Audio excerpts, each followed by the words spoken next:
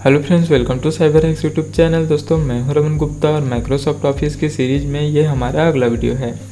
दोस्तों, पिछले वीडियोस में हमने देखा था कि एमएस ऑफिस के अंदर आप कितने तरीक़ों से किसी भी वर्ड को सिलेक्ट कर सकते हैं और इसके हमने कुछ बहुत ही अच्छे शॉर्टकट्स भी देखे थे। दोस्तों, इसके बाद हमने टेबल पे वर्क किया था कि आप किस तरह से टेबल क्रिएट कर सकते हैं, कितने तरीक़ों से कर सकते हैं और इसके लिए क्या क्या शॉर्टकट जो हैं वो हो सकते हैं।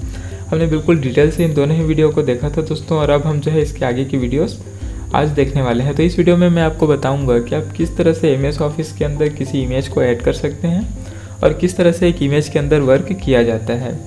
तो दोस्तों, सबसे पहले तो अगर आप हमारे चैनल पर नए आ गए हैं तो आप इस चैनल को सब्सक्राइब कर लें, हमारे वीडियो को लाइक करें और अपने दोस्तों के साथ शेयर करना बिल्कुल भी मत भूलिएगा।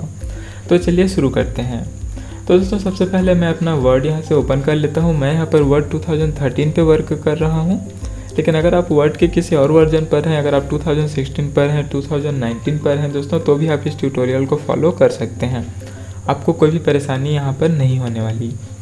तो चलिए, मैं यहाँ पर एक ब्लैंक डॉक्यूमेंट ले लेता हूँ और इसे लेने के बाद में फ्रेंड्स मैं यहाँ पर कोई भी इमेज सबसे पहले डाल देता हूँ। तो दोस्तों, वर्ड में इमेज डालने के दो तरीके यहाँ पर आप मेन यूज कर सकते हैं, जो कि सबसे पहला है दोस्तों ड्रैग एंड ड्रॉप का।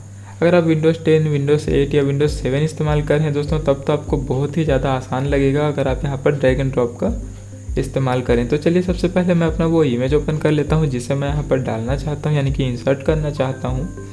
तो दोस्तों, मेरा ये वीडियो का एक थंबनेल है। चलिए, मैं इसे यहाँ पर से वर्ड में ले आता हूँ। तो दोस्तों, इसे डालने के लिए आप सिंपली यहाँ पर ड्रैग एंड ड्रॉप सिस्टम का इस्तेमाल कर सकते हैं। इसके लिए आपको करना ये है कि आपको उस इमेज पर सबसे पहले क्लिक कर लेना है और क्लिक करने के बाद में फ्रेंड्स आपको वहाँ पर क्लिक करके इसे ड्रैग करना है। जब आप इस पर क्लिक करके माउस को यहाँ वहाँ स्क्रॉल करेंगे तो ये जो इमेज है ये आसानी से आप यहाँ से वहाँ तक ड्रैग कर पाएंगे। ठीक है दोस्तों, तो चलिए मैं इसे यहाँ पर से ड्रैग करता हूँ और खींच करके मैं इसे ले आता हूँ वर्ड 2013 के इस ब्लैंक डॉक्यूमेंट के अंदर। ठीक है दोस्तों, तो जैसे मैं इसे यहाँ पर ला करके छोड़ता हूँ तो हमारा जो इमेज है वो यहाँ पर आ चुका है। ये बहुत ही आसान तरीका है और बहुत ही ईजी जो है आपको लगेगा। लेकिन अगर आप विंडोज़ 11 पर हैं, ठीक है दोस्तों, अगर आप विंडोज़ 11 का इस्तेमाल करते हैं तो यहाँ पर आपको कुछ परेशानियों का सामना करना पड़ सकता है, क्योंकि विंडोज़ 11 आपको इतना अच्छे तरह से ड्रैग एंड ड्रॉप का सिस्टम नहीं देता। दोस्तों, विंडोज़ 11 के साथ कुछ प्रॉब्लम्स हैं, इसलिए अगर आप 11 का इस्तेमाल कर रहे हैं तो हो सकता है कि आपको ये ड्रैग एंड ड्रॉप का जो फीचर है वो वर्क ना करे। ठीक है दोस्तों, तो अगर आपके पास ड्रैग एंड ड्रॉप का सुविधा नहीं है तब आप क्या कर सकते हैं। चलिए, मैं इस इमेज को डिलीट कर देता हूँ। अब हम देखते हैं दूसरा तरीका जिससे कि आप इमेज को यहाँ पर से इंसर्ट कर सकते हैं। तो इसके लिए दोस्तों आपको जाना है यहाँ पर ऊपर की ओर इंसर्ट के ऑप्शन पर। जब आप इंसर्ट के ऑप्शन पर आ जाएंगे फ्रेंड्स, तो यहाँ पर आपको टेबल के बगल में मिलेगा पिक्चर्स का ऑप्शन। पिछले वीडियो में हमने टेबल को बिल्कुल डिटेल से समझा था। चलिए, इस वीडियो में हम देखते हैं पिक्चर्स को। तो चलिए, मैं यहाँ पर क्लिक करता हूँ पिक्चर्स के ऊपर और हमें उस फोल्डर पर चले जाना है जहाँ पर हमारी इमेज रखी हुई है, जिसे कि हम यहाँ पर इंसर्ट करना चाहते हैं। ठीक है दोस्तों, तो चलिए मैं यहाँ से थोड़ा सा नीचे की ओर चलता हूँ और ये मेरी एक वीडियो का थंबनेल है जिसे कि मैं यहाँ पर इंसर्ट करना चाहता हूँ। तो चलिए मैं इस पर क्लिक करता हूँ और इसे यहाँ से इंसर्ट कर लेता हूँ। ठीक है दोस्तों, जैसे ही हम इमेज को यहाँ पर इंसर्ट करते हैं तो आप देख सकते हैं ऊपर की ओर हम डायरेक्ट ऑटोमेटिक एक ऑप्शन पर जो कि फॉर्मेट है यहाँ पर हम पहुँच चुके हैं। ठीक है दोस्तों, जब आप इमेज यहाँ पर इंसर्ट कर लेंगे तभी केवल आपको ये वाला ऑप्शन जो है वो दिखाई देगा। तो चलिए हम ऊपर के कुछ ऑप्शंस को यहाँ पर से समझ लेते हैं। जैसे कि दोस्तों, सबसे पहला जो ऑप्शन है वो है रिमूव बैकग्राउंड का। यानी कि कई बार क्या होता है, आप कुछ PNG इमेजेस वगैरह इसमें इंसर्ट करते हैं, लेकिन बैकग्राउंड में आपको फिर भी कुछ चीज़ें जो है वो दिखाई देते रहते हैं जिन्हें कि आपको रिमूव करना पड़ता है। ऐसी स्थिति में आप रिमूव बैकग्राउंड का इस्तेमाल कर सकते हैं। तो दोस्तों, चलिए हम इस इमेज में इस एग्जाम्पल को देखते हैं। जैसे अगर मैं इस इमेज पे क्लिक करता हूँ और मैं यहाँ रिमूव बैकग्राउंड पे क्लिक कर देता हूँ तो आप देख सकते हैं दोस्तों, जो हमारा इमेज है उसका कुछ हिस्सा ऑटोमेटिक जो है वो मार्क हो चुका है। ये इमेज का जो हमारा इतना हिस्सा है दोस्तों वो मार्क नहीं हुआ है, यानी कि अगर हम एंटर प्रेस करते हैं तो हमारा जो बाकी का हिस्सा जो मार्क है वो यहाँ पर से रिमूव हो जाएगा। लेकिन दोस्तों, अगर मान के चलिए कि हम इस इमेज के और भी कुछ हिस्से हैं जिन्हें कि हम रिमूव नहीं करना चाहते, तो उसके लिए दोस्तों हमें ऊपर की ओर और भी कुछ ऑप्शन जो हैं वो दिखाई दे रहे हैं। अगर आप यहाँ पर कीप चेंजेस पे क्लिक करते हैं तो आपका जो इमेज है उसका बैकग्राउंड यहाँ से रिमूव हो जाएगा, यानी कि केवल इतना ही इमेज जो है वो हमारे पास बचेगा। तो हम कीप चेंजेस करने से पहले दोस्तों हम इन दोनों ऑप्शंस को देख लेते हैं। यहाँ पर लिखा है मार्क एरियाज टू कीप। अगर आप कुछ ऐसे एरियाज हैं जिन्हें कि आप रखना चाहते हैं, रिमूव नहीं करना चाहते, तब आप इस ऑप्शन का इस्तेमाल कर सकते हैं। दोस्तों, जैसे कि मैंने यहाँ पर से इस पर क्लिक किया और अगर मैं इतना एरिया को सिलेक्ट कर लेता हूँ, ठीक है दोस्तों, चलिए मैं इसे Ctrl Z करता हूँ, ये ओके, सो हमने यहाँ पर क्लिक किया मार्क एरियाज टू कीप पे, और मैं यहाँ पर से इसे इतने एरिया को सिलेक्ट कर लेता हूँ और मैं यहाँ पर माउस छोड़ देता हूँ। तो दोस्तों आप देख सकते हैं हमारा जो नीचे का हिस्सा था वो भी ऑटोमेटिक यहाँ पर से मार्क से जो है वो हट चुका है। ठीक है दोस्तों, यानी कि अब अगर हम इसे कीप चेंजेस करेंगे तो हमारा जो ये हिस्सा था वो भी हमारे इमेज के साथ में यहाँ पर बच जाएगा, वो रिमूव नहीं होगा। ठीक है दोस्तों, इसके अलावा अगर मान के चलिए हम मार्क एरियाज टू रिमूव पे क्लिक करते हैं, यानी कि हम इमेज का कुछ ऐसा हिस्सा जो कि हम रिमूव करना चाहते हैं, तब की स्थिति में हम इस जो है ऑप्शन है इसका इस्तेमाल हम लोग करते हैं। ठीक है दोस्तों, तो अगर मैं इतने एरिया पर फिर से माउस चला देता हूं तो आप देख सकते हैं हमारे इमेज का कुछ हिस्सा जो है वो फिर से सिलेक्ट हो चुका है। ओके, तो चलिए वीडियो को ज़्यादा लंबा न खींचते हुए मैं यहाँ पर सीधे क्लिक कर देता हूँ कीप चेंजेस के ऑप्शन पर। ठीक है दोस्तों, जैसे ही मैंने कीप चेंजेस किया तो आप देख सकते हैं जितना एरिया हमने सिलेक्ट किया था, जितना एरिया मार्क था, वो सारा का सारा इमेज का जो हिस्सा था वो यहाँ से रिमूव हो चुका है। तो दोस्तों ये काम होता है रिमूव बैकग्राउंड के ऑप्शन का। चलिए मैं Ctrl Z कर लेता हूँ और अपना इमेज जो है उसे वापस से ले आता हूँ। ठीक है दोस्तों, तो ये हमारा इमेज यहाँ पर से आ चुका है। अब हम चलिए आगे के ऑप्शंस को देखते हैं।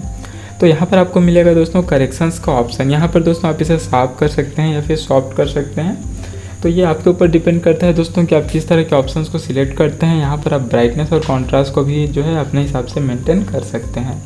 ठीक है दोस्तों, तो ये तो आपके ऊपर निर्भर करता है। ये जो तीनों ऑप्शंस हैं दोस्तों, जैसे कि ये कलर हो गया, इस पर आप क्लिक कर करके देखें दोस्तों, ये आपकी ज़रूरत के हिसाब से यहाँ पर आप चेंजेस कर सकते हैं। ये तो आपको सीधे समझ में आ रहा है कि आपको कलर सैचुरेशन आप यहाँ से चेंज कर सकते हैं, आप कलर टोन यहाँ पर से सिलेक्ट कर सकते हैं, रिकलर कर सकते हैं। दोस्तों इन ऑप्शंस पर जब आप क्लिक करेंगे तो ये दोस्तों आपके हिसाब से आपके इमेज को आपके हिसाब से जो है एडजस्ट कर देगा। ठीक है दोस्तों, ये तीनों जो हैं वो आपकी नीड के हिसाब से हैं कि आपको किस तरह का इसमें एडजस्टमेंट करना है। तो आप इस पर क्लिक करके देखें, वो आपको बहुत ही अच्छे तरीके से समझ में आएगा। दोस्तों आर्टिस्टिक इफेक्ट भी कुछ इसी तरह का है। चलिए मैं इसे बार Ctrl Z करता हूँ। अब आप देखिए आर्टिस्टिक इफेक्ट में हमें किस तरह के इफेक्ट जो हैं वो देखने को मिल जाते हैं। जैसे अगर मैं इस पर क्लिक करता हूँ तो आप देख सकते हैं दोस्तों अलग अलग तरह के इफेक्ट्स यहाँ पर ऑटोमेटिक अप्लाई हो रहे हैं। ठीक है, तो ये काम होता है दोस्तों आर्टिस्टिक इफेक्ट का। उसके बाद हम समझते हैं दोस्तों कंप्रेस पिक्चर्स को। कंप्रेस पिक्चर्स का इस्तेमाल वहाँ किया जाता है दोस्तों, मान के चलिए कि आप जो इमेज इस्तेमाल कर रहे हैं उसका जो साइज़ है वो काफ़ी ज़्यादा है और आप चाहते हैं कि इसके साइज़ को थोड़ा सा कम किया जाए। तो ऐसी स्थिति में आप कंप्रेस पिक्चर्स का इस्तेमाल कर सकते हैं और यहाँ पर आप अपने अकॉर्डिंग जो है ऑप्शंस को चूज़ करके ओके पे क्लिक करेंगे और आपका जो इमेज है वो यहाँ पर से कंप्रेस हो जाएगा।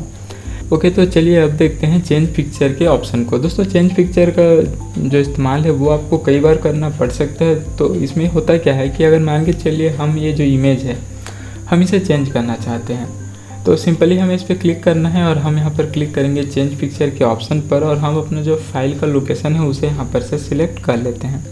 चलिए मैं मेरी किसी दूसरे वीडियो का जो थंबनेल है उसे सिलेक्ट करता हूँ और मैं इस पर जो है इसे इंसर्ट कर देता हूँ और आप देख सकते हैं दोस्तों हमारा जो इमेज है वो यहाँ से चेंज हो चुका है। तो इस तरह से हम इमेज को जो है चेंज पिक्चर के ऑप्शन से चेंज कर लेते हैं। ठीक है दोस्तों, चलिए मैं Ctrl Z करता हूँ और हमारा पुराना इमेज यहाँ से वापस ले आता हूँ। अब देखते हैं दोस्तों रीसेट पिक्चर के ऑप्शन को। ठीक है, चलिए हम फॉर्मेट पे क्लिक करते हैं और यहाँ पर आपको दिख रहा है रीसेट पिक्चर, यानी कि दोस्तों हमने इसमें कुछ इफेक्ट अप्लाई किए हैं और काफ़ी सारे कुछ चेंजेस वगैरह किए हैं, लेकिन हम चाहते हैं कि हम इसे जो है फिर से पहले की तरह इसके ओरिजिनल जो है जैसा ये ओरिजिनल था वैसे का वैसा वापस से इसे हम कर लें। तो इसके लिए इस्तेमाल होता है रीसेट पिक्चर का ऑप्शन। जैसे हम इस पर रीसेट करेंगे, जितने भी इफेक्ट जितने भी चीज़ें हमने इस पर इस्तेमाल की थी वो सारी की सारी चीज़ें यहाँ से रिमूव हो चुकी हैं। ठीक है दोस्तों, ये काम होता है रीसेट पिक्चर का। इसके बाद हम देखते हैं पिक्चर स्टाइल्स। यहाँ पर आप अपने पिक्चर में काफ़ी सारे अच्छे स्टाइल्स वगैरह ऐड कर सकते हैं। जैसे कि अगर हम यहाँ पर क्लिक करेंगे तो बहुत सारे जो स्टाइल्स हैं वो आपको यहाँ पर ओपन होकर के आ जाते हैं। जैसे कि अगर मैं इस पर क्लिक करता हूँ तो आप देख सकते हैं कि इसका जो स्टाइल है वो कुछ इस तरह से चेंज होकर के आगे है। अगर हम यहाँ क्लिक करते हैं तो आपको जो है इस हिसाब से अलग अलग तरह के चेंजेस यहाँ पर दिखाई देंगे। आप यहाँ पर बहुत सारे ऑप्शन पर जो है क्लिक करके देख सकते हैं, आपको बहुत अच्छे ऑप्शन जो है यहाँ पर देखने को मिल जाते हैं। ठीक है दोस्तों, चलिए हम फिर से रीसेट पिक्चर पर क्लिक करते हैं और इसे पहले की तरह कर लेते हैं। इसके बाद बात आती है दोस्तों पिक्चर बॉर्डर की। ठीक है, तो दोस्तों ये पिक्चर बॉर्डर हम कहाँ पर अप्लाई करते हैं। चलिए मैं इसे जो है थोड़ा सा इसका वेट जो है उसे मैं बढ़ा देता हूँ और इसे मैं कर देता हूँ करीब 3 PT तक। ठीक है, तो आप देख सकते हैं दोस्तों एक ब्लैक कलर का बॉर्डर ऑटोमेटिक यहाँ पर से आ चुका है। तो ये है हमारा पिक्चर बॉर्डर। अब अगर हम इसमें कोई कलर ऐड करना चाहते हैं, जैसे कि मैं रेड कलर यहाँ पर अप्लाई कर देता हूँ, तो आप देख सकते हैं दोस्तों हमारे पिक्चर के बॉर्डर में जो है एक कलर यहाँ पर से ऐड हो चुका है। तो ये होता है दोस्तों आपका पिक्चर बॉर्डर। उसके बाद देखते हैं पिक्चर इफेक्ट्स क्या क्या हैं। यहाँ पर आपको बहुत सारे अलग अलग तरह के इफेक्ट्स देखने को मिल जाएंगे। जैसे कि अगर आप इस पर क्लिक करते हैं तो आपको उसके हिसाब से जो है चेंजेस यहाँ पर देखने को मिल जाएंगे। ठीक है दोस्तों, यहाँ पर आपको बहुत सारे इफेक्ट मिलेंगे और बहुत ही अच्छे अच्छे जो आपको कई जगह पर जो है काम आ सकते हैं। ठीक है दोस्तों, तो ये होता है आपका पिक्चर इफेक्ट्स। अब देखते हैं पिक्चर लेआउट। पिक्चर लेआउट में दोस्तों आपको बहुत सारे लेआउट मिलेंगे। आप जिस तरह का लेआउट क्रिएट करना चाहते हैं आप उस पर क्लिक करके अपने पिक्चर को चेंज कर सकते हैं। ठीक है दोस्तों, तो ये है आपका पिक्चर लेआउट। चलिए मैं Ctrl+Z करता हूँ और मैं जो है इसे वापस पहले की तरह कर लेता हूँ। ठीक है दोस्तों, अब चलिए यहाँ पर मैं जाता हूँ फॉर्मेट में और मैं कर देता हूँ रीसेट पिक्चर। तो दोस्तों इतना जो ऑप्शन है उम्मीद करता हूँ ये बिल्कुल क्लियर आपको समझ में आया होगा। कोई भी आपको यहाँ पर प्रॉब्लम नहीं होने वाली होगी क्योंकि ये बहुत ही ईजी से ऑप्शन है दोस्तों। यहाँ कोई बहुत कठिन कहने जैसा कुछ भी नहीं है। ओके, उसके बाद में हम देखते हैं दोस्तों पोजीशंस को। पोजीशंस क्या होते हैं दोस्तों, इसे अच्छी तरह समझने के लिए चलिए मैं इस इमेज को थोड़ा सा छोटा कर देता हूँ ताकि आपको जो है ये ऑप्शंस काफ़ी अच्छे से समझ में आए। चलिए मैं इसे थोड़ा सा छोटा करता हूँ और चलिए इसे ओके। तो ठीक है दोस्तों, इतना मेरे हिसाब से काफ़ी है। तो ये जो हमारा इमेज है आप इसे देख सकते हैं कि हमारा इमेज जो है हमने इसे छोटा कर लिया है। अब हम चलते हैं पोजीशंस के ऑप्शंस पर। तो दोस्तों पोजीशन यहाँ पर आपको काफ़ी अलग अलग तरह के मिलते हैं। जैसे अगर आप इमेज को लेफ्ट टॉप में अगर आप अपनी इमेज को रखना चाहते हैं दोस्तों तो ये ऑप्शन है। अगर आप इसे सेंटर में लाना चाहते हैं तब ये है दोस्तों। अगर आप इसे बिल्कुल सेंटर में अपने जो वर्ड का पेज है उसके बिल्कुल सेंटर में रखना चाहते हैं तब आप इस ऑप्शन पर जा सकते हैं। और अगर आप बॉटम में रखना चाहते हैं तब आप जो है इन ऑप्शंस पर क्लिक कर सकते हैं। चलिए मैं थोड़ा सा जूम आउट करता हूँ और हम देखते हैं कि हमारा जो इमेज है वो कहाँ है। ठीक है दोस्तों, हमने इसे बॉटम सेंटर किया था तो हमारा जो इमेज है वो यहाँ पर बॉटम सेंटर में आ चुका है। तो चलिए मैं इसे वापस से जो है पहले की तरह फिर से ऊपर की ओर ले आता हूँ। दोस्तों ये काम जो होता है ये होता है आपके पोजीशंस का। अब बात आती है दोस्तों रैप टेक्स्ट की। ठीक है, चलिए इसे हम समझने के लिए हम सबसे पहले अपना ब्राउज़र ओपन करते हैं और यहाँ से हम एक नया टैब ले लेते हैं। ठीक है दोस्तों, और हम सर्च करते हैं फॉर्म्स फिलअप। इंटरनेट पर हम सर्च करेंगे फॉर्म्स फिलअप कि दोस्तों हमें एक पैराग्राफ उठाना है, जो कि हम कुछ भी पैराग्राफ उठा सकते हैं। तो चलिए मैं इस वेबसाइट से कुछ पैराग्राफ उठा लेता हूँ हिंदी के। तो formsfillup.com पर हम विजिट करेंगे दोस्तों। तो इस वेबसाइट में क्या है कि आपको हर दिन बहुत सारी अच्छी अच्छी जॉब वैकेंसीज़ की डिटेल्स यहाँ पर देखने को मिल जाती हैं। अगर आप एक स्टूडेंट हैं तो आपको इस वेबसाइट्स के साथ ज़रूर जुड़ना चाहिए दोस्तों। हर दिन आपको अच्छे अच्छे जॉब वैकेंसी की डिटेल्स यहाँ पर देखने को मिल जाएंगी और आप इनके यूट्यूब चैनल से भी जुड़ सकते हैं। तो चलिए मैं कोई भी एक पैराग्राफ या कोई भी एक पोस्ट जो है ओपन कर लेता हूँ और ओपन कर लेने के बाद में फ्रेंड्स चलिए मैं ये पहला जो पैराग्राफ है मैं उसे यहाँ से कॉपी कर लेता हूँ। ठीक है, तो चलिए मैंने इसे कॉपी कर लिया है फ्रेंड्स और मैं इसे यहाँ पर से जो है पेस्ट कर देता हूँ। तो दोस्तों आप देख सकते हैं कि मैंने यहाँ पर से अपना जो पैराग्राफ है उसे पेस्ट कर दिया है। अब दोस्तों हम समझते हैं कि रैप टेक्स्ट का इस्तेमाल हम कैसे करते हैं। दोस्तों टेक्स्ट के साथ आप इमेज को किस तरह से एडजस्ट कर सकते हैं ये मेन तो उसके लिए ही है। जैसे इसे मैं समझने के लिए अगर मान के चलिए मैं इसे कर देता हूँ बिहाइंड टेक्स्ट। ठीक है दोस्तों, तो हमारा जो इमेज है वो टेक्स्ट के ठीक पीछे चला जाएगा। अगर मैं इसे कर देता हूँ इन फ्रंट ऑफ टेक्स्ट, ठीक है, तो ये देखिए दोस्तों आप देख सकते हैं कि हमारा जो इमेज है वो टेक्स्ट के बिल्कुल फ्रंट में आ चुका है। हम इसे कहीं पे भी ऐड कर सकते हैं, हम इसे कहीं पे भी जो है एडजस्ट कर सकते हैं। इसके अलावा दोस्तों आपको बहुत सारे अलग अलग तरह के ऑप्शंस मिल जाते हैं। जैसे अगर हम इसे थ्रू कर देते हैं तो आप देख सकते हैं कि किस तरह से जो है टेक्स्ट के साथ में वर्क कर रहा है। तो ये काम होता है दोस्तों रैप टेक्स्ट का, यानी कि पोजीशन। और रैप टेक्स्ट का इस्तेमाल आपको बहुत बार करना यहाँ पर से दोस्तों पड़ सकता है जब आप रियल वर्क करेंगे, जब आप किसी प्रोजेक्ट पे काम करेंगे। दोस्तों ये काम होता है आपके रैप टेक्स्ट का। चलिए मैं इसे थोड़ा सा बड़ा करता हूँ ताकि आपको कुछ और भी ऑप्शन जो हैं वो दिखाए जा सके यहाँ पर। तो इस टेक्स्ट को तो फिलहाल मैं थोड़ा सा नीचे की ओर डाल देता हूँ यहाँ से। ठीक है दोस्तों, हमारा जो टेक्स्ट है वो नीचे चला गया। अब हम यहाँ पर देख सकते हैं दोस्तों कि हमारे सामने 2-3 ऑप्शंस और हैं, जैसे बिंग फॉरवर्ड, सेंड बैकवर्ड। तो चलिए इसके लिए मैं क्या करता हूँ, मैं इंसर्ट में जा करके एक और शेप यहाँ पर से क्रिएट कर लेता हूँ। तो ठीक है, चलिए दोस्तों मैं इसके जस्ट ऊपर एक शेप क्रिएट करता हूँ। इसका कलर मैं देता हूँ ब्लैक। तो अब हम क्या कर सकते हैं दोस्तों, हम इस इमेज को सिलेक्ट करते हैं और मैं इसे कर देता हूँ ब्रिंग फॉरवर्ड। ठीक है, जैसे मैं इसे ब्रिंग फॉरवर्ड करूँगा तो हमारा जो इमेज है वो यहाँ पर से उस पहले वाले शेप के जस्ट ऊपर में आ जाएगा। ठीक है दोस्तों, अगर मैं इसे सेंड बैकवर्ड कर देता हूँ तो ये उसके पीछे चला जाएगा। तो इस तरह से जो है दोस्तों ये दोनों ऑप्शंस आपके काम आएंगे। और इसे मैं करता हूँ सिलेक्शन पेन पे, अगर मैं क्लिक कर देता हूँ तो अब जितने लेयर्स आपने बनाए हैं दोस्तों वो लेयर्स यहाँ पर आपको शो करेंगे।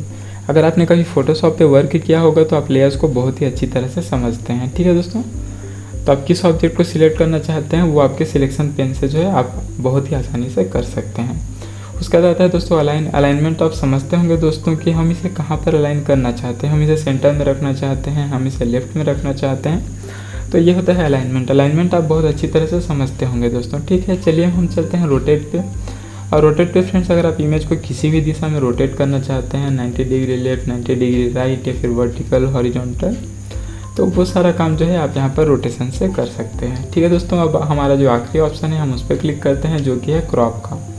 अगर आप इस इमेज को क्रॉप करना चाहते हैं तो आपको सिंपली क्रॉप पे क्लिक करना है और यहाँ पर बॉर्डर्स में आपको जो है ऑप्शंस देखने को मिल जाएंगे। तो चलिए मैं इसे यहाँ पर रहने देता हूँ और मैं यहाँ पर जो है इस पर क्लिक करके मैं अपना जो एरिया है उसे एडजस्ट कर लेता हूँ। ठीक है, तो चलिए मैं इतना एरिया जो है इसे सिलेक्ट करता हूँ और अगर मैं एंटर प्रेस करूँगा तो हमारा जो इतना एरिया है वो यहाँ पर से हमें अलग से मिल जाएगा। ठीक है दोस्तों, तो ये काम होता है हमारे क्रॉप वाले ऑप्शन का। उसके बाद में दोस्तों यहाँ पर आपको जो है शेप का जो हाइट है और शेप का जो विड्थ है उसे आप यहाँ से कम ज़्यादा कर सकते हैं। अगर आप इसे बढ़ा देंगे तो आप देख सकते हैं दोस्तों कि आप हाइट और विड्थ के साथ में यहाँ पर काम कर सकते हैं। दोस्तों उम्मीद करूँगा कि आप जो है अब वर्ड के अंदर इमेज के साथ बहुत ही आसानी से वर्क कर पाएंगे और आपको कोई भी दिक्कत नहीं आएगी। अगर आप किसी भी तरह का प्रॉब्लम फेस करते हैं तो आप सिंपली नीचे कमेंट कर दें, मैं आपको उसका रिप्लाई ज़रूर करूँगा। ठीक है दोस्तों, उम्मीद करता हूँ ये वीडियो आपको अच्छी तरह से समझ में आया होगा और आप हमारे चैनल को ज़रूर से सब्सक्राइब कर लेना ताकि आपको इस सीरीज़ के आगे सारे के सारे वीडियोज़ जो हैं वो मिलते रहें। ठीक है दोस्तों, चलिए मिलते हैं अगले वीडियो में, तब तक के लिए बाय बाय।